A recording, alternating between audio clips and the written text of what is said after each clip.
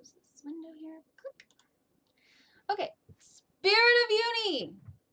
Angels, aliens, guides, energies, all things that are something higher that can help us today blast through this silly, weird reality where stressful things happen and find divinity and find harmony and find our connection to our true hearts.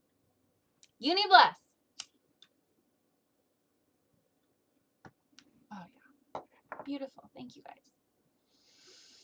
Okay, so today's topic is about purifying your online experience, and I think that if you are online, you deal with haters. I think that everybody experiences. Oh, and we pray that the doctors properly diagnose your epilepsy this time, for sure. Good luck. That can be a difficult journey.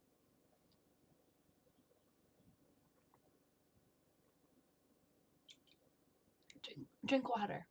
I've been dehydrated. And you should all drink enough water. Make sure you're listening to your body. Drink your water. Okay, so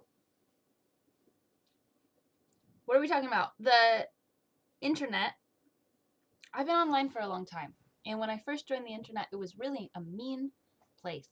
I was on forums and message boards, and people were not kind. They were really cruel and very vicious.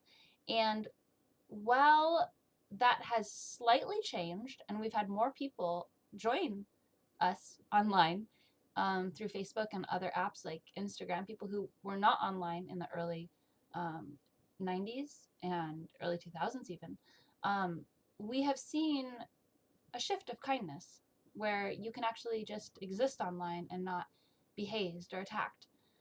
But if you go outside of your own social circle, a lot of times you do get hazed and you do get attacked and you do get in trouble with communities. You know, there's like weird energies that come at you. And if you end up triggering somebody in a community, sometimes the whole community can jump on your feed or something and attack you. And so I think the average person has experienced the negative comment or and the more you put yourself out there online and the more you upload your existence to this other realm, the more you're going to be experiencing this type of weird and intense energy. So I just want to talk today about that and why that happens. And I was talking to Jeremy Garner about this a little bit, and he was talking about how, you know, in the 70s and 80s, and like my dad and my, you know, people who grew up in that time have stories of being really physically bullied. Like you would just get beat up. Like people would just come and like bullies would literally like just hit you over the head with their books or like throw you in the lake. And like, while that still happens a little bit nowadays, I feel like a lot of this is sort of been transitioned into a more conceptual realm.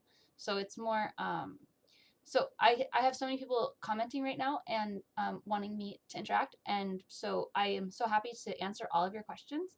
But during the sermon, I'm just going to focus on the sermon because I'm just going to deliver the sermon because I would never get the sermon out if I just answered questions the whole time. So please, I will try to answer your questions at the end of the sermon. And if I don't get to them, you can message me on Instagram or send me an email or something, and I'll be happy to respond within a particular time. Okay, so the feeling of being attacked or being on display online or being misunderstood online can be really painful, especially because a lot of people feel like the internet is a place where you can come to express anything. I mean, there's furries, you know, there's all kinds of people online. Like we should be able to just be ourselves, and that's why the internet is this place of potential safety where we can go online and we can just radiate out our true selves, but there are still consequences for that. And so how do we purify our experience? How do we create an experience online that is actually feeling safe and nourishing and comforting instead of feeling like we're constantly attacked or like we're triggering people or like we're not understood?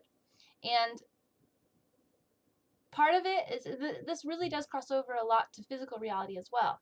Part of it is isolation. You isolate yourself in a small community of people who you know understand you, who you know get you, who are supportive, and you don't allow for negative interactions. You block people who are being cruel to you or who are attacking you. You make your accounts private. in this case, you make yourself small. And if you make yourself small, you make yourself kind of invisible, and that can work really well. And, you know, you won't get negative interactions from people, generally speaking, that way. But if you want to live and you want to exist online, then you're going to have to radiate out a little bit more than, you know, private accounts and posting only to your circle of friends if you want to communicate with people outside of your community that you've already established. So there's a few things. The first is hater conversion. And this is something that not a lot of people try and not a lot of people do.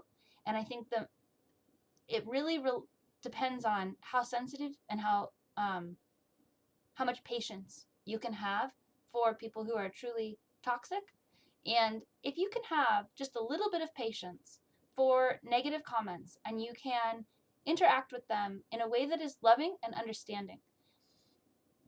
When people comment negative or hateful things, a lot of times it's because they feel that that is the only way to get attention. It's sort of like a baby or a toddler throwing a fit because they think that that's the only way that they're going to get attention. And there's a few ways to handle that. The first way is to ignore the tantrum, let them cry it out. Well, what does that do? That just makes them throw a bigger tantrum, and it hurts because as a child, let's imagine, as a child, and you're trying to communicate, and so you're hurting because you're like, I need something and I don't know how to communicate it, so I'm just gonna cry really loudly and stomp my feet. Then if your parents still don't understand that, then that hurts even more and it makes you more and more bitter, right? So we can look at haters as these like infantile intelligences where they are throwing temper tantrums. They're trying to insult in order to get a rise, in order to get the attention that they need, or the information or the thing that they crave. Each hater is going to have a different reason why they're doing what they're doing. It doesn't always mean that they hate themselves. Maybe they have something bad going on in their lives. Maybe it's an escape mechanism. Maybe they just want to feel some kind of interaction with the community, and this is the community that they know and that they're a part of. So when a hater comments on your stuff or when they're attacking you, what I do is I say, what is it you would like me to know? How can I help you? What is it you're trying to say? What is it you're really upset about? Trying to get to the root of the feeling of what they're experiencing. Because they're throwing a fit because they want to say something, but they're not saying it. So if you can say, what is it you really feel about me or my art or this video? And sometimes they'll just instantly be like, you're a stupid bitch, you know, and just like say another thing that's not what they really think. And then it's up to you how much patience you're willing to have. If you can listen and you can say, I hear that you're upset, but what is it that you're upset about truly, deeply? How have I hurt you? How are you hurting? How are you mad? What's making you mad? What's making you upset? And then it causes them to stop and think. And they say, why am I upset? I'm upset because you're dumb. Okay, well, how long can they really cycle on this before they realize that's not what they're really feeling? So how much patience can you have for a hater? It's up to you. Block them as soon as you're like, whew, all right. And the other thing is, there's a difference between empty negative attacks. If you guys look at the Vice comments on that episode, every aspect of my entire anything has been attacked. My clothing, my face, my voice, my style, my hair, my past, my present, my future, my ideas. There's something happening there where people are just upset about something, and so they're trying to latch on to anything that seems apparent that they can attack, because what I'm doing is pushing them into a place of uncomfortability. When we're in our societal box and we're fitting in, it's a fundamental fear of not fitting in and not belonging.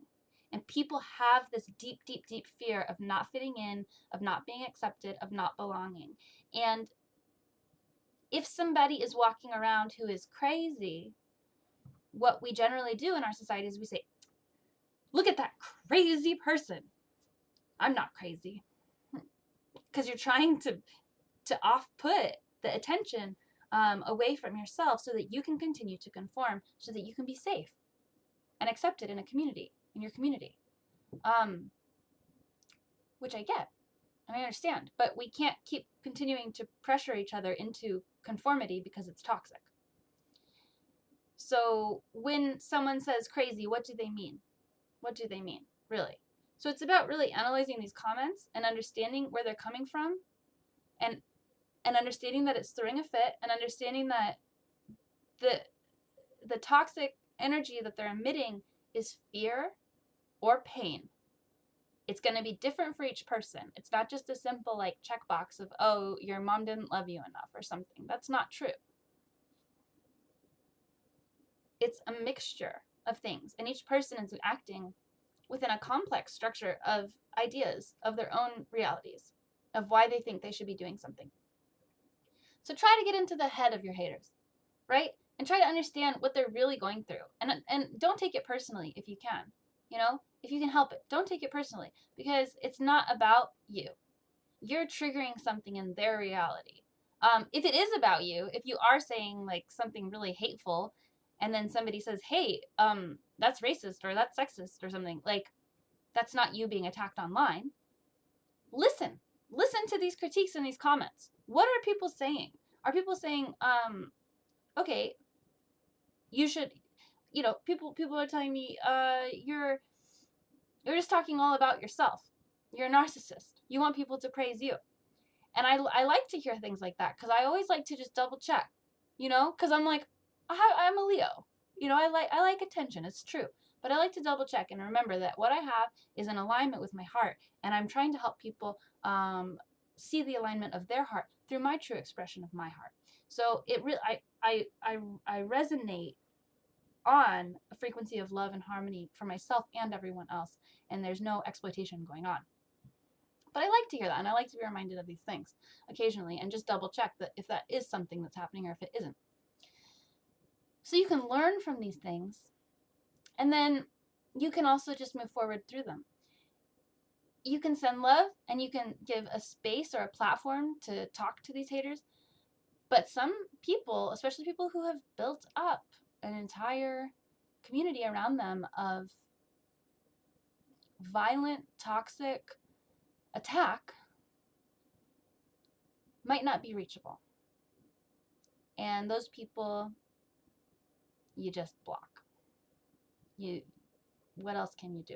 They have chosen that path, and evil destroys itself. They'll get burnt out. So yesterday I did a ritual. I don't know if you guys saw it on Periscope, where I cleansed my computer. I got sage. I used tools that I would use to cleanse my house. So if you practice magic, or you're in touch with sacred rituals, and you do something like that, you can use the tools of your sacred rituals and bring them over to your computer or your phone, and you can bless these things. And you can and I got some candles to focus my intentions of unconditional love, because I feel like unconditional love is a transforming force, and purification, purify, because I just want to purify my online existence so that love radiates in and out through us. These tools are tools that I use in my life as well. So I have already attributed their power to them. So my belief in their power, my belief in sage as a healing plant that I can burn, is already established in my reality. And now I'm taking it onto the digital. If you don't have these healing practices or these healing tools, think about what you already associate to cleaning. If you use, like, I don't think you guys should, but if you use like those wipes that are like cleaning wipes, you know, like a Lysol wipes or something, I don't think you should use those. Just use vinegar. But if you use those and you think, oh, this really gets my kitchen clean or something because of the programming from commercials, what your belief is on, you can use that tool. So you can come over to your computer and you can use your Lysol wipe and you can wipe down your computer and be like, I'm cleansing my internet presence and my internet experience. Use the tools in your reality that have the most power. If you want to change the tool, you know, if you want to say, I do want to learn about sage, I do want to learn about, you know, bells or candles, you can do that too. But only do what resonates with you. Sage and candles and bells, those aren't the only ways to cleanse a space. How do you feel when your house gets really clean? When you feel like you really are ready to have a Unicult potluck? That's relevant to everyone, right? And the last thing I want to mention, you guys, is keep yourself safe. Do not overextend your energy. If you feel your energy going down, I talked to this girl the other day. She had a great thing to say. She said, use a fluorite crystal to bring in new energy into your third eye, into your crown chakra, because as you take in energy, and a lot of times we take in negative energy and we let it stay, and it goes into our body and we hold it there and it just repeats, and we think about it and we think about it. But we need to, the whole point of information is that it comes into our body, we understand it, and we let it go. And we bring in new information and we understand it, we send love to it, and we let it go. So if you've got negative energies coming into your online presence or any other aspect of your reality, take it in, understand it, and let it go. And just do what you need to do to purify your own energy and align your own heart to a place of nourished connection with a community that really does understand and support you. Okay? That's the sermon. I will get to these questions because there's some really good questions here. Let's see what we've got. We'll see what we've got happening here. So, Unicultism, or the religion of Unicult, is a religion that I created for my own self to get myself out of depression.